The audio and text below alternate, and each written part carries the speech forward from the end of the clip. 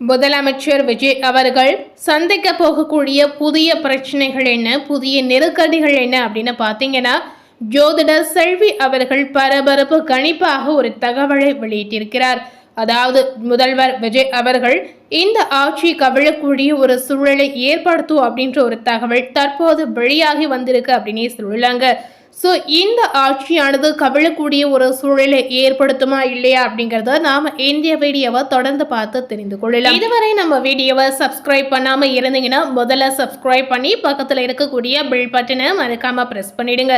நீங்க சப்ஸ்கிரைப் பண்ணா நம்ம சேனல்ல போடக்கூடிய ஒவ்வொரு அப்டேட்டான வீடியோஸும் நீங்க உடனுக்குடன் பார்த்து கண்டிப்பா தெரிந்து பயனடையலாம். ஸோ முதல்வர் விஜய் அவர்களுக்கு தற்போது எழுந்துள்ள அதிரடியான நெருக்கடி என்ன அப்படின்னு பார்த்தீங்கன்னா, தமிழக அரசியலில் ஆட்சி மாற்றத்திற்கு பிறகு புதிய அரசின் செயல்பாடுகள், நிர்வாக முடிவுகள் மற்றும் எதிர்கால அரசியல் நிலை குறித்து பல்வேறு விவாதங்கள் தீவிரமடைந்து வரக்கூடிய இந்த நிலையில பார்த்தீங்கன்னா, முதல்வர் விஜயின் அரசியல் பயணம் மற்றும் அடுத்தடுத்த சவால்கள் குறித்து ஜோதிடர் செல்வி அவர்கள் பரபரப்பான கணிப்புகளை வெளியிட்டிருக்கிறார் அப்படின்னு நம்ம சொல்லலாம். அதாவது ஜோதிட ரீதியாக இந்த அரசியலானது கவிழக்கூடிய ஒரு நிலையை ஏற்படுத்துமா அப்படின்ற ஒரு கேள்வி கண்டிப்பா அனைவருடைய மனதில் எழக்கூடிய ஒரு கேள்வியாகவே இருக்கு அப்படின்னே சொல்லலாம். இதுவரை பார்த்தீங்கன்னா ஜோதிடர் செல்வி அவர்கள் நிறைய விஷயங்களை வெளியிட்டிருக்கிறார். அந்த விஷயங்கள் அனைத்துமே பார்த்தீங்கன்னா தற்போது நடக்கக்கூடிய ஒரு நிகழ்வை ஏற்படுத்தியிருக்கு அப்படின்னே சொல்லலாங்க. அதனால இந்த பரபரப்பான கணிப்பு என்னவாக இருக்க போகுது அப்படின்னு பார்த்தீங்கன்னா, இது குறித்து ஜோதிடர் செல்வி அவர்கள் நிறைய தகவல்களை வெளியிட்டிருப்பதாகவே நம்ம தெரிவிக்கலாம். ஜோசப் விஜயனுடைய கட்சி ஆரம்பித்து 1000 நாட்கள் கூட ஆகவில்லை. 2.5 ஆண்டு காலத்தில் ஒரு கட்சியை விஜய் ஆரம்பித்து 60 ஆண்டுகால கட்சியை தோற்கடித்து உள்ளார் அப்படின்ற தகவல் கண்டிப்பா அனைவருக்கும் தெரிந்த விஷயமாகவே இருந்திருக்கு அப்படின்னே சொல்லலாம். பஞ்சாங்க அமைப்பில் பிரபவ வருடம் என்பது 60 வருடத்திற்கு ஒரு முறை மட்டுமே வருங்க.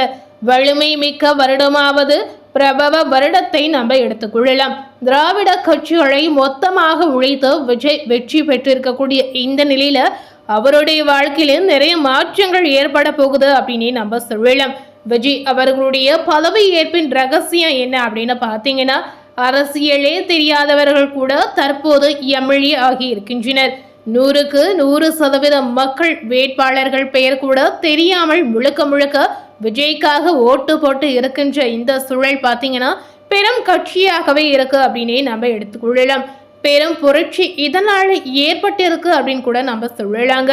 குழந்தைகள் முதல் விஜய்க்கு ஆதரவு தெரிவித்து இருக்கின்றனர். ஏப்ரல் 14 முதல் மே 14ஆம் தேதி வரையிலான சித்திரை மாதத்தில் கடக ராசி லக்னத்தில் 10ஆம் இடத்தில் சூரியன் உச்சமாக இருக்கிறார்.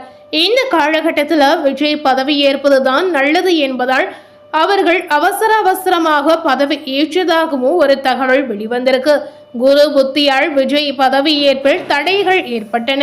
ஏப்ரல் 23ஆம் தேதி வரை ராகு புத்தியும் அதன் பிறகு குரு புத்தியும் இருந்திருந்தால் சிறு சிறு சிக்கல்களை கொடுக்கும் அப்படின்னு ஜோதிடர் அவர்கள் தெரிவித்திருக்கிறார். 2028ஆம் ஆண்டு இறுதி வரை இந்த அமைப்பு இருக்கும் அப்படின்ற ஒரு தகவலும் வெளிவந்திருக்கு.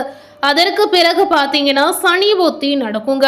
அதாவது மே 14ஆம் தேதிக்குள் அவர் முதல்வராக பதவியேற்றுள்ளது ஜோதிடப்பதி மிகவும் நன்மையாகவே சொல்லப்படுது. அஷ்டம திதியில் பதவியேற்பு விழா நடந்ததா அப்படின்னு கேட்டீங்கன்னா, அஷ்டம திதி என்பதை நிறைய பேர் தவறாக பார்க்கின்றனர். ஆனால் அஷ்டம திதி என்பது பெரிய வெற்றிகளையும் அதிர்ஷ்டங்களையும் கொடுக்கக்கூடியதாகவே ஜோதிடர் அவர்கள் ஒரு தகவலை வெளியிட்டிருக்கிறார். வாக்கியத்தின் படி பார்த்தீங்கன்னா அவர் பதவி ஏற்றது சதய நட்சத்திரன்று அப்படின்னு சொல்லப்படுது. சதயம் என்பது ராகு நட்சத்திரம். ராகு நட்சத்திரம் முடிந்து குரு நட்சத்திரமான பூரணம் வந்ததால் நிறைய அபகடம் ஏற்படும் என்பதால் அவர்கள் விரைவில் பதவி ஏற்றுள்ளதாகவே ஒரு தகவல் வெளிவந்திருக்கு. 9 என்பது செவ்வாயுடைய இடமாகவே நம்ம பார்க்கலாம். வளர்ச்சிக்குண்டான விஷயம் என்பதால் முதல் கட்டமாக 9 அமைச்சர்கள் பதவியேற்று இருக்கின்றனர். ஜெயலலிதா பாணியில் விஜய் இதனை செய்து இருப்பதாகவும் ஒரு தகவல் வெளிவந்திருக்கு. சிவப்பு என்பது ராகு அப்படின்னு சொல்லலாம். அதனால விஜய் அவரது கையில சிவப்பு கயிறை கட்டி இருக்கிறார். கருப்பு என்பது பார்த்தீங்கன்னா திருஷ்டியை போக்கக்கூடிய ஒரு விஷயமாகவே நம்ம பார்க்கலாம். சிவப்பு கயிறு என்பது பாதுகாப்பை கொடுப்பதாகவும் சொல்லப்படுது. திருஷ்டியை போக்கக்கூடிய வகையில, வெளிச்சி ஏற்படக்கூடிய வகையில விஜய் அவர்கள் சிவப்பு கயிறை கண்டிப்பா கட்டியிருக்கலாம் அப்படின்ற ஒரு தகவலும் வெளிவந்திருக்கு. விஜய் அவர்களுக்கு இப்ப இருக்கக்கூடிய காலகட்டம் சுக்கிர தசையாக இருக்க போகுதா அப்படின்னு கேட்டீங்கன்னா, வரக்கூடிய காலத்தில் விஜய், உதயநிதி, அண்ணாமலை என்கிற 3 முகங்களை வைத்துதான் தமிழக அரசியல் பேசப்படும் அப்படின்னு ஜோதிடர் அவர்கள் தெரிவித்திருக்கிறார். 4 முனை 5 முனை போட்டி என எவ்வளவு வந்தாலும் இந்த 3 பேருக்குள் தான் மிகப்பெரிய அரசியல் நகரம் அப்படின்னு ஒரு விஷயத்தை தெரிவித்திருக்கிறார். விஜய்க்கு சுக்கிர திசை நடந்து கொண்டு இருக்கிறது. சுக்கிர திசையில பார்த்தீங்கன்னா குரு புத்தி, சனி புத்தி, புதன் புத்தி, கேது புத்தி என சுக்கிர திசை முடியும் அப்படின்னு சொல்றாங்க. தாவேக்கவினர் ஆட்சியை பிடித்து வைத்தோம், நாம் நிரந்தரமாக இருப்போம் தான் நினைத்து இருப்பாங்க. ஆனா நாம் தான் மந்திரி என்று இருக்க முடியாதுங்க. இந்த இக்கட்டான சூழ்நிலையில பாத்தீங்கன்னா அரசியலில் நிறைய மாற்றங்கள் எழும் அப்படின்னு ஜோதிடர் அவர்கள் சொல்லி இருக்கிறாங்க. இந்த மாற்றமானது தற்போது நடந்து கொண்டிருக்கக்கூடிய இந்த அரசியல் களத்துல பெரும் மாற்றத்தை ஏற்படுத்த போகுதா அப்படின்ற ஒரு கேள்வி மக்கள் மனதுல கண்டிப்பா எழும் அப்படின்னு நம்ம சொல்லலாங்க. அதாவது இந்த ஆட்சியில தவறு நடந்தால் ஒரு நொடியில விஜய் அவர்கள் முடிவெடுப்பார் அப்படின்னு ஜோதிடர் அவர்கள் சொல்லி இருக்காங்க. நிர்வாகத்தில் விஜய் நினைத்தது நடக்கவில்லை எனில் நிறைய மாற்றம் கண்டிப்பா நடக்கும் அப்படின்ற ஒரு தகவலும் வெளிவந்திருக்கு. எந்த பிரச்சனை நடந்தாலும் விஜய் அந்த பகுதியின் போலீசாருக்கு கூட நேரடியாகவே விஜய் போகக்கூடிய நிலை எல்லாமே ஏற்படும். அதுபோலவே விஜய் நேரடியாக பேசக்கூடிய நிலை கூட வருங்க. ஸோ இந்த மாதிரி நிறைய மாற்றங்கள் இவருடைய அரசியல் களத்துல கண்டிப்பா இடுங்க. விஜயினுடைய ஆட்சி கவிழுமா அப்படின்னு கேட்டீங்கன்னா புதிய ஆட்சியை நடத்துவார். மக்களிடம் இருந்து கெட்ட பெயர் வருவதற்கு விடமாட்டார் அப்படின்ற ஒரு தகவலும் வெளிவந்திருக்கு. ரவுடிசம், கட்ட பஞ்சாயத்து, பெண்களுக்கு எதிரான செயல்கள் போன்றவை நடக்காது. விஜயுடைய அரசியல் பார்த்தீங்கன்னா மாறுபட்ட அரசியலாக மட்டுமே கண்டிப்பா இருக்குங்க. எல்லாவற்றையுமே சரியாக நடக்க வேண்டும் என்று நினைப்பார். இல்லையெனில் அரசியல் எனக்கு சரியாக வரவில்லை என்று கூறி அசால்ட்டாக தூக்கி போடக்கூடியவர் அப்படின்னு கூட சொல்லப்படுது. இந்த அமைப்பு இந்த மாதிரி ஒரு சூழலை ஏற்படுத்தும். மக்களிடம் நெருங்கிய தொடர்பில் இருப்பார் அப்படின்னு கூட சொல்லப்படுது. 2027ஆம் ஆண்டு ஜனவரி 28ஆம் தேதி வரை முதல்வர் விஜய்க்கு சிறு சிறு தடைகள் ஏற்படும்.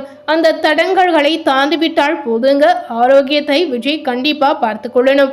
ஸோ இந்த மாதிரி தடைகள் வந்தாலுமே அனைத்துமே முறியடித்து வந்தார் கண்டிப்பா இந்த அரசியல் களத்துல எந்த மாற்றமும் ஏற்படாது அப்படின்னே நம்ம சொல்லலாம். அதிகளவு அழுத்தம், கோபப்படாமல் எல்லாவற்றையுமே கையாளுவது நல்லது. உணவு விஷயத்தை பார்த்து கொள்வதும் அவசியம். இவற்றை பார்த்து கொண்டாலே வேறு எந்த விதமான பெரிய பிரச்சனையுமே அவருக்கு வராதுங்க. விஜயின் ஆட்சி கவிழ்வதற்கான வாய்ப்பு இப்போது இல்லை அப்படின்னு ஜோதிடர் செல்வி அவர்கள் தெரிவித்து இருக்கிறார். ஸோ இந்த கேள்வி மக்கள் மனதில் பெரும் அதிர்ச்சியை ஏற்படுத்தக்கூடிய ஒரு கேள்வியாக கண்டிப்பாக இருந்திருக்கலாம். ஸோ மேலும் இது போல புதிய தகவலை தெரிந்து கொள்ளணும் அப்படின்னு நினைத்தீங்கன்னா மறக்காமல் நம்ம சேனலை சப்ஸ்கிரைப் பண்ணி பெல் பட்டனை ப்ரெஸ் பண்ணிடுங்க. தேங்க்யூ.